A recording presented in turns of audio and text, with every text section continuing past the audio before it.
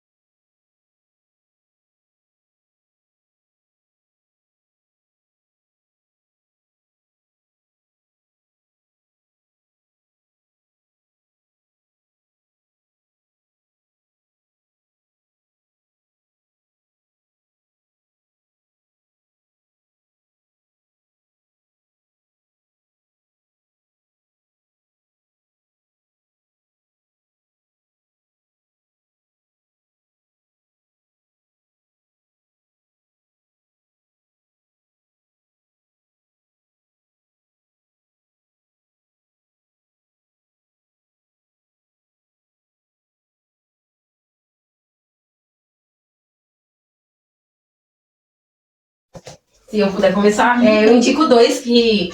O mais engraçado e uma curiosidade deles é que os dois são escritores da cultura latino-americana, que é Isabel Allende, esse aqui é A Longa Pétala de Mar, que conta a história de duas pessoas vivendo dentro da Guerra Civil e elas acabam entrando a bordo de um navio que tem o Pablo Neruda. E ele acaba salvando algumas pessoas porque ele é um poeta chileno e ele acaba salvando algumas pessoas dentro desse livro. Então, a Isabel, ela acaba contracenando dentro do livro, dentro da sua escritura literária, com o Pablo Neruda, que é um poeta que tem a sua característica mais marcante, que é uma coisa que, a princípio, no início, quando eu comecei a estudar, eu não gostava muito, é o romance. Ele deixa muito claro aqui nesse livro para jovens as suas frustrações em meios amorosos. Então, para quem está frustrado, eu indico a ficar mais frustrado ainda.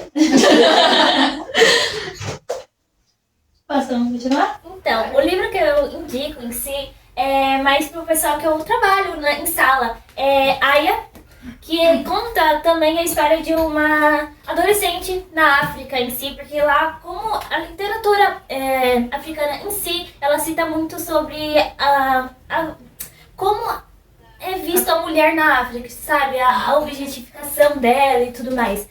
E nesse livro cita bastante como... a mulher ficou grávida, tem que casar com o cara que engravidou ela.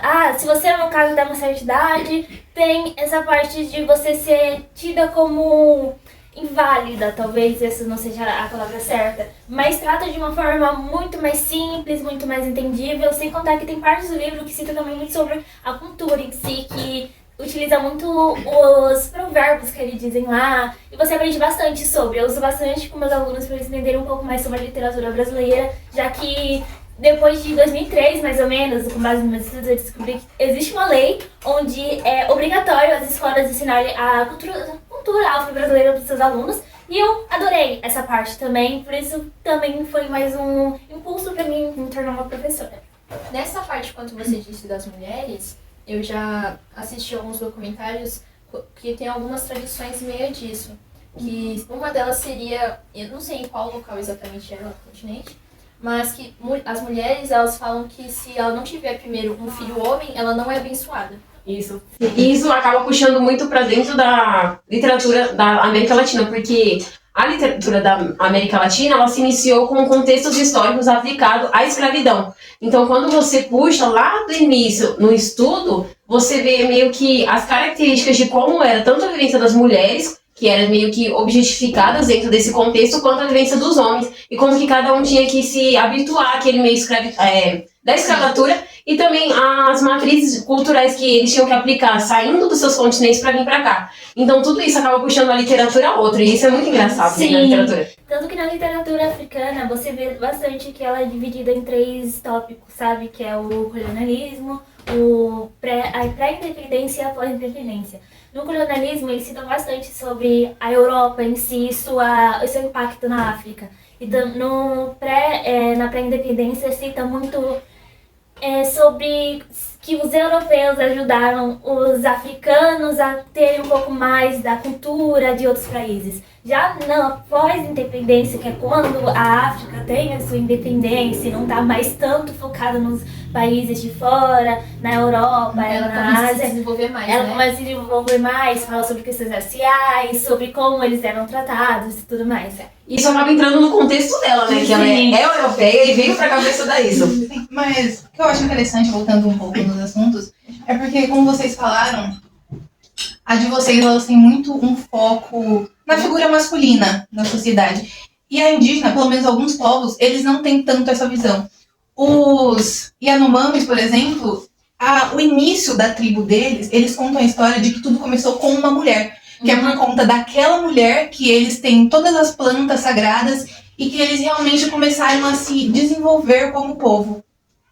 Nossa, que interessante. Sim. E também, o que é porque, eu vou explicar uma coisa aqui, eu tô falando, mas eu não expliquei. A literatura latino-americana, dentro do seu contexto histórico, ela, a partir, se não me engano, do século XX, ela meio que puxou contextos aplicados ao povo europeu, indígena e africano. Então, tudo que vocês comentam, isso a gente pode introduzir dentro do contexto literário da cultura latino-americana. Principalmente o gênero textual de cada literatura. Quando você vai abordar o sistema da literatura latino-americana, você vê que cada especialista literário, dentro da sua qualificação, ele quer falar daquilo que tem dentro do país dele. Sim. Por exemplo, o Pablo Neruda, que é chileno, escritores mexicanos, bolivianos, colombianos, e dentro disso eles acabam citando muito de mitos da criação, canções, poesias e poemas épicos, porque isso remete a meio que aquilo que eles vivem, que também é uma característica da literatura. Também vai do que estava mais vendendo na época. Então também, além de ter a questão histórica e também dessa mescla que teve, a globalização começou a estourar, mais ou menos, entre os anos 30 e até os 60. Eu acho que teve um estouro, assim. Isso. E além disso, eu acho que essa mescla mostrou que criou, no caso, uma cultura que une tudo. Exato. Então foi literalmente uma globalização literária. Meio que foi um boom que expandiu. Literalmente foi um boom que também aconteceu recentemente, né? Antes da pandemia, as pessoas não liam tanto. Ou liam, mas era algo mais fechado. Durante a pandemia, começaram a exercer mais esse costume, né? E incentivou, já que eles tinham muito tempo. Mas isso da influência de outras culturas na literatura, ela não entra tanto na parte indígena também, porque eles são muito fechados. E a literatura deles, ela tem um intuito de passar os conhecimentos daquele povo para as suas futuras gerações. Então passa a tradição e eles passar isso para as outras pessoas. Então eles não se influenciam pelas de fora. Existem muitas mudanças, mas as histórias deles sempre continuam parecidas e seguem um padrão. E por ser direcionada a esse público mais jovem, elas acabam parecendo muito contos, realmente, histórias para criança, livrinhos infantis. Porque assim qualquer pessoa entende, né? Por exemplo, o Daniel Munduruku e o Yoseki Anonami. O Yoseki, ele é um artista, ele faz desenhos. E o Daniel, ele é um literaturgo, ele realmente escreve. E eles escrevem sobre povos diferentes, que são os Yanomamis e os Maui. E mesmo você vendo essa diferença, e povos de regiões diferentes, você vê que a escrita, ou a forma como eles fazem arte, é muito voltada para essa simplicidade, para realmente todo mundo ler e entender o que está acontecendo e o porquê. Não é que nem o Machado de Assis, ele tem realmente uma forma de se expressar para a nossa época de agora que não é entendível. Você está falando que a indígena, no caso, mesmo com o passar dos anos, é entendível, porque eles mantêm a tradição. Né? E também, dentro da escrita, a gente pode falar também dos jogos de palavras que ocorrem, né? Eles acabam aplicando jogos de palavras que, dentro da cultura deles, são algo que tem uma compreensão maior. Mas, muitas vezes, quando ocorre a tradução de uma língua para outra, acaba essa difusão. Porque as pessoas meio que trocam palavras para que nós, por exemplo, a gente pega um livro da Colômbia, e aí a gente pega a língua de lá, e meio que eles ocorrem uma difusão, fazendo com que entre uma compreensão maior. Sim. Porque algumas palavras que pra gente, pode ser um escândalo, mas pra lá são algo rotineiro. Então, isso acaba ocorrendo muito isso, que também muda muito no que a visão que a pessoa tem naquele lugar. Por exemplo, disso é um livro mesmo que eu falei, que em quadrinhos cita muito sobre agoji, cita muito sobre festas de lá, com o nome que eles utilizam lá na África mesmo, mas logo após eu explico bonitinho o que é cada um, pra você não se sentir muito assim. Também cita bastante sobre cultura em si deles, sobre a parte dos turbantes, de como eles fazem aquelas saias pomposas, dos desenhos no tecido, que muitas vezes é eles que fazem. É muito bom essa parte de conhecer novas literaturas, porque você conhece culturas novas em si, você se aprofunda em novos conhecimentos. E o interessante é que você trouxe realmente um quadrinho, né? Sim, sim. Realmente é um quadrinho, ó.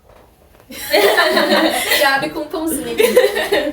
Mas aqui que você já fala também tem a parte dos costumes, né? Sim, explica bonitinho com desenhos, tem receitas também, Ó. receitas. Aqui tem o diálogo de exclamação.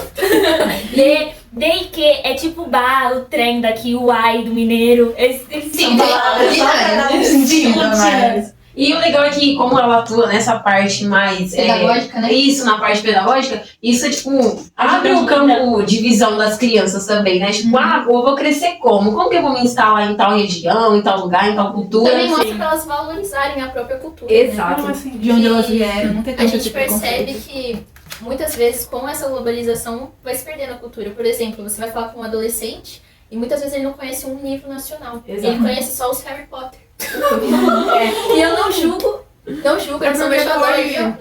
Foi uma literatura inglesa ou a dos Estados Sim. Unidos que ficou muito forte, ela ganhou muita Muito visão. forte. E eles começaram a esquecer ou desvalorizar as demais. Isso, literalmente, é literalmente isso que a cultura latino-americana. O Brasil, ele é... Um lugar que desvaloriza muito. Isso, e principalmente por conta do movimento estadunidense, lá meio a vanguarda lá do século XX, ocorreu isso. Ocorreu um boom de literatura estadunidense, e aí meio que acabou tendo uma difusão em vários lugares. E aí quando chegou aqui, as pessoas focaram nisso, e elas não têm, tipo, essa visão Exato. tão grande. Mas é porque o que vendeu mais na época também, além dessa Exato. questão dos interesses e também como era tratado, a publicidade feita para esses livros era muito maior. Então, na parte econômica também, às vezes era mais viável você comprar um livro desse do que um nacional. Sim, Exato. ainda é de muitas formas. Exato. Por exemplo, tem muitos livros que são nacionais que o custo para produzir eles no Brasil é mais caro do que você comprar de fora, mesmo com as taxas e tudo mais que tem. É mais em conta. Exato. E também, dentro dessa literatura que eles trouxeram pra cá, eles também abordavam temas que traziam aquela conexão com Sim. o público-alvo. Principalmente porque a literatura latino-americana, ela abrange o povo infanto-juvenil, as pessoas mais nesse público-alvo, meio que eles acabam trazendo um universo de magia, de um mundo imaginário fantástico, que são textos que o Harry Potter ou Exato. Animais que Onde Habitam abordam de uma forma muito sempre um mais... pouco nisso, às vezes também. Exato. Coisas de mistério, esse tipo de coisa deu um boom. Tem pessoas que não conhecem nenhuma literatura nacional, só Exato. sabe o nome, tipo Machado de Assis mesmo. E, por exemplo, sabe um Sherlock Holmes, que não é daqui. É inglesa também. Então, também porque no Brasil, quando Machado de Assis escreveu, ou quando principalmente Dom Casmurro, a gente vê dentro da literatura do Dom Casmurro algumas palavras que você olha, tipo, como assim? O problema é que não teve uma tradução realmente pro público de agora. Porque são palavras eles não que se buscaram perderam atualizar. E sim, e um outro problema na minha área que eu vejo muito, meus alunos têm um problema, é na parte do... Muitas universidades perdem essa literatura brasileira, sabe? Ter conhecimento. É muito bom usar também repertório sociocultural em redação, e o da Unesp, e vai indo das universidades. Mas o ruim é que eles não sentem vontade de ler, sabe? Porque é uma palavra muito difícil. É um livro maçante. É um livro sim. maçante. Exato. É que Eu tenho você uma começa a ler e tem umas palavras muito O difíceis. Príncipe.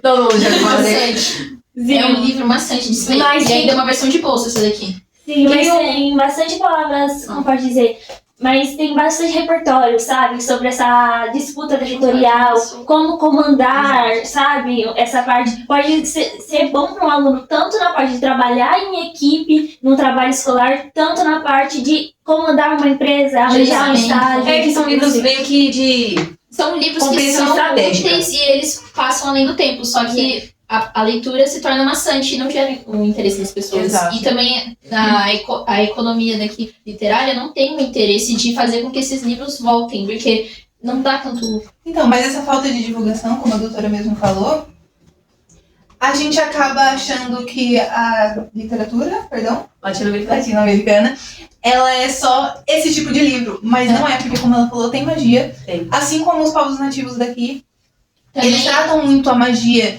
de transformar a lua em um ser que realmente desce pra Sim. terra. As questões da natureza. Como uma tradição ao invés de magia em si. Sim, É sim. como se os dois fossem algo que fazem parte um Não do é outro. só sobre culinária ou sobre o que você faz quando você acaba batendo um bicho, as tradições, os rituais. Não, tem muito sobre essa magia. Daqui, por exemplo, dentro da cultura latino-americana, se a gente for ler, assim como o Pablo Neruda, se você for ler os livros dele, você vê, tipo, muito uma reflexão.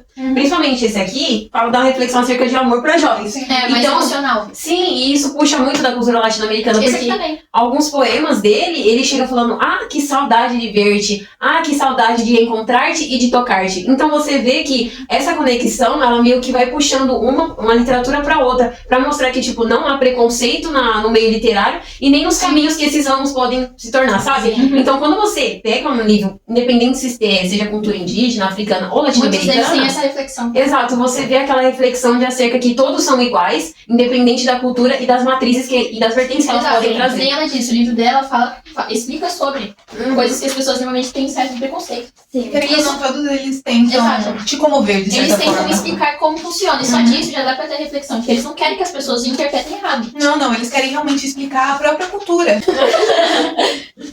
Bom, era isso então. Acabou a nossa cesta. A nossa cesta do café do podcast, né? Cesta literária, com muitos convidados, né? Normalmente tem 2. Ou menos. Ou menos, Davi, você conseguiu 3. a gente tem 3 pessoas, é bastante gente. Bom, a gente vai finalizar aqui. Agradeço por vocês que tenham assistido. Na verdade, ali, vocês tenham assistido. E eu espero que vocês criem o interesse também de conhecer essas literaturas, porque elas abrangem muita coisa, elas se interligam. E mesmo que muitas vezes tem essas edições, esses livros nacionais, eles tenham, sejam mais difíceis de ler, vocês vão ter que criar motivação pra ler. Porque Não vai cair no julguem- vestibular. Não julguem um livro pela capa. Não Eu julguei, e é bom. Esse aqui, e tem um ali que eu vou ler ainda. Eu julguei a capa. E é da Jane Austen, tem que ser bom. Sim, sim. Bom, é isso, cria motivação pra ler os livros. Às vezes tem editoras que fazem versões mais entendíveis. Às vezes tem pessoas online que fazem resumo em si disso, que é mais entendível.